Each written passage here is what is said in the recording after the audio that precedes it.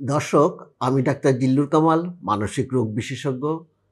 আমি আপনাদের সামনে উপস্থিত হই মানসিক রোগ সম্পর্কে আমার জ্ঞান ও অভিজ্ঞতা আপনাদের সাথে শেয়ার করার জন্য। আশা করি এসব ভিডিও আপনাদের মানসিক রোগ সম্পর্কে জ্ঞানকে বাড়াবে। আপনি মানসিক রোগ সম্পর্কে আরও স্বচ্ছ ধারণা করতে পারবেন। ভিডিওটি ভালো লাগলে লাইক, শেয়ার, কমেন্ট করবেন। চ্যানেলটিতে নতুন হলে চ্যানেলটি সাবস্ক্রাইব করতে অনুরোধ করব।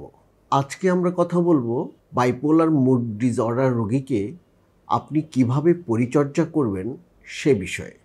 বাইপোলার মুড ডিসঅর্ডার সম্পর্কে করা আমার ভিডিওর লিংক ডেসক্রিপশনে দেওয়া থাকবে। তারপরও আপনাদের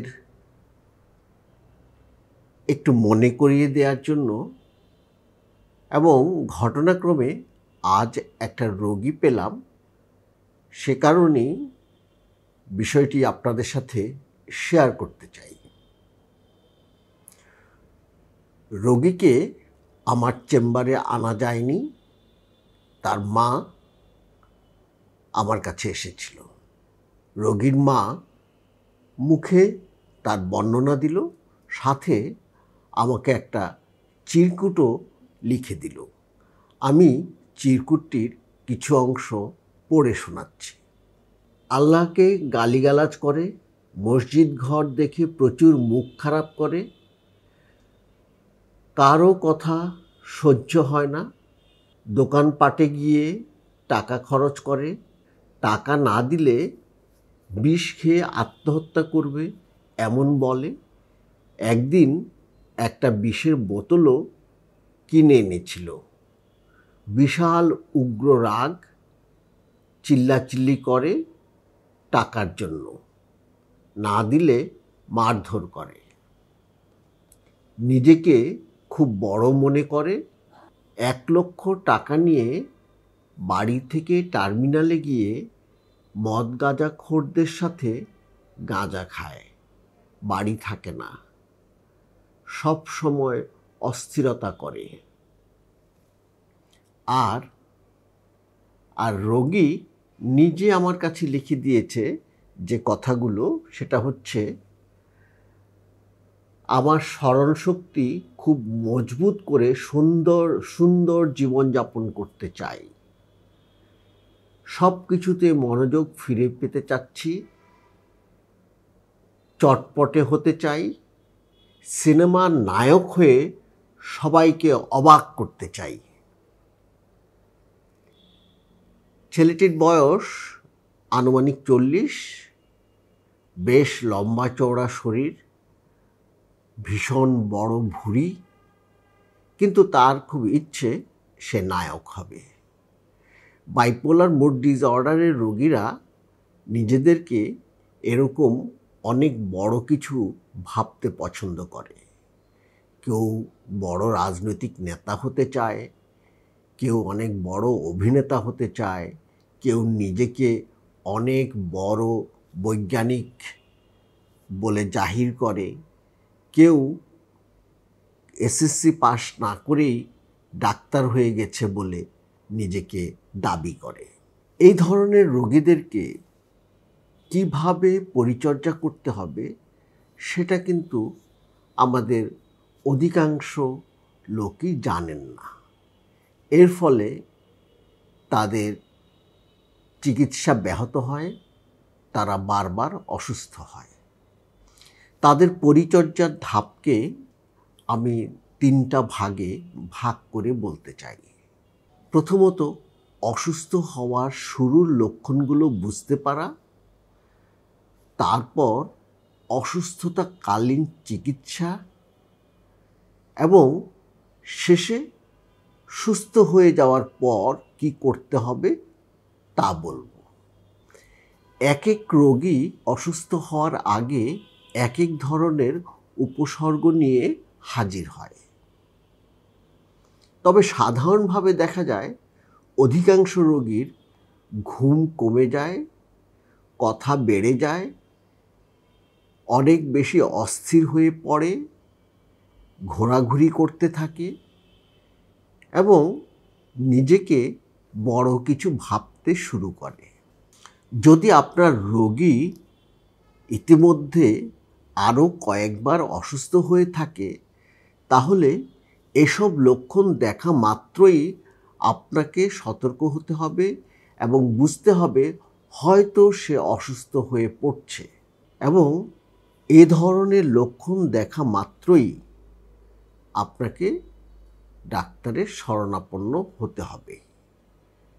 কারণ এই অবস্থায় উপসর্গগুলো কন্ট্রোল করা যত সহজ, রোগটি পুরোদমে শুরু হয়ে গেলে উপসর্গগুলো কন্ট্রোল করা এতটা সহজ হয় না। তাই সবসময় আপনার রোগীর আচার আচরণের প্রতি লক্ষ্য রাখুন। এক্ষেত্রে ভালো একটি পদ্ধতি হচ্ছে ডায়েরি রাখা। রোগী তার মনের অবস্থা ডায়েরিতে লিখে রাখতে পারে। যদি দেখে ডায়েরিতে একসময়ে তার মনের অবস্থা অনেক বেশি উৎফুল্ল হয়ে যাচ্ছে, তখন সে নিজেই বুঝতে পারবে যে সে হয়তো অসুস্থ হয়ে যাচ্ছে। এছাড়া বিশেষ কিছু কিছু সময়ে কিছু কিছু রোগী অসুস্থ হয়, যেমন শীতের শুরুতে অথবা প্রচণ্ড শীতে অথবা গ্রীষ্মের শুরুতে। যে রোগী যে সময়টাতে অসুস্থ হওয়ার প্রবণতা দেখায়, সে সময়টায় অবশ্যই আপনাকে সতর্ক থাকতে হবে। মনে রাখতে হবে হয়তো রোগী এ সময়টায় অসুস্থ হতে পারে। তারপর আসছি অসুস্থ হলে কি করবেন। যদি রোগী ইতিমধ্যেই ওষুধের মধ্যে থেকে থাকে, তাহলে অবশ্যই ওষুধগুলো চালিয়ে যাবেন এবং যত দ্রুত সম্ভব ডাক্তারের সাথে যোগাযোগ করবেন। ডাক্তার প্রয়োজনে তার ওষুধের মাত্রা নির্দিষ্ট করে দেবে। সাধারণত অসুস্থ অবস্থায় রোগীরা ঔষধ খেতে চায় না, কারণ তারা যে অসুস্থ এ কথাই তারা তখন আর মানতে চায় না। তাই রোগীকে বুঝিয়ে শুনিয়ে ওষুধ খাওয়াতে হবে। ওষুধের কিছু পার্শ্ব প্রতিক্রিয়া রোগীকে খুব বিরক্ত করে, বিশেষত ঘুমের ঝোঁক এবং কথা বলার আড়ষ্টতা রোগীকে বিরক্ত করে তোলে এবং রোগী ওষুধ খেতে অনাগ্রহ প্রকাশ করে। এসব ক্ষেত্রে রোগীকে বুঝিয়ে শুনিয়ে যার কথা সে শুনতে পছন্দ করে তাকে দিয়ে তার ওষুধটা নির্দিষ্ট পরিমাণে খেতে সহযোগিতা করতে হবে। ডাক্তার রোগীকে নির্দিষ্ট সময় পর পর দেখা করতে বলবেন। সে নির্দিষ্ট সময়ে অবশ্যই দেখা করবেন, কারণ সময়ের সাথে সাথে তার ওষুধের মাত্রা এবং ঔষধ পরিবর্তন করতে হয়। তাই এক ঔষধ অনির্দিষ্টকাল পর্যন্ত চালানো ঠিক নয়। তারপর বলবো সুস্থ হয়ে যাওয়ার পর কি করবেন। একটা রোগী যখন ম্যানিক পর্যায়ে আসে, তার সুস্থ হতে 3 থেকে 6 মাস পর্যন্ত সময় লেগে যায়। এই সময়টা রোগীর মস্তিষ্কের উপর দিয়ে একটা ঝড়ের মতো বয়ে যায়। তাই পরবর্তী আরও কয়েক মাস যায় তার স্বাভাবিক কাজকর্মে ফিরতে। এই সময়টাতে রোগীর ওষুধের মাত্রা সময়ে সময়ে নির্দিষ্ট করে দিতে হয়। সেজন্য রোগী সুস্থ হয়ে গেছে মনে করে ডাক্তারের কাছে আসা বন্ধ করবেন না। বাইপোলার মুড ডিসঅর্ডার এমন একটি অসুস্থতা যা ঘুরে ঘুরে হয়। জীবনে 10 বার বা তার বেশিবার এই অসুস্থতা কারো জীবনে হতে পারে। একটা মানুষ যদি সারা জীবনে 10 বার অসুস্থ হয় তাহলে তার জীবন কি পরিমাণ ব্যাহত হয় নিশ্চয়ই আপনারা বুঝতে পারছেন।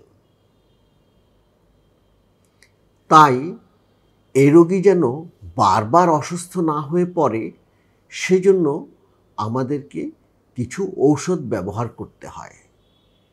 এই ওষুধগুলো দীর্ঘমেয়াদে ব্যবহার করতে হয়, কখনো কখনো সারা জীবনের জন্য প্রয়োজন পড়ে। তাই রোগী সুস্থ হয়ে যাওয়ার পর ওষুধ বন্ধ করে না দিয়ে, ডাক্তার দেখানো বন্ধ না করে আপনাকে চিকিৎসা চালিয়ে যেতে হবে এবং ডাক্তারের সংস্পর্শে থাকতে হবে। রোগী যত সুস্থ হয়ে উঠবে ওষুধের পরিমাণ এবং মাত্রা ধীরে ধীরে কমে আসবে। তখন রোগী খুব অল্প পরিমাণ ঔষধ খেয়ে ভালো থাকবে এবং মোটামুটি স্বাভাবিক জীবনযাপন করতে পারবে। তাই বাইপোলার মুড ডিসঅর্ডারের রোগীদের উচিত সবসময় ডাক্তারের সংস্পর্শে থাকা এবং নিয়মিত চিকিৎসা চালিয়ে যাওয়া। দর্শক, ভিডিওটি ভালো লাগলে লাইক, শেয়ার, কমেন্ট করবেন। চ্যানেলটিতে নতুন হলে সাবস্ক্রাইব করতে ভুলবেন না। দেখা হবে অন্য কোনো দিন অন্য কোনো ভিডিও নিয়ে। ততদিন ভালো থাকবেন। ধন্যবাদ।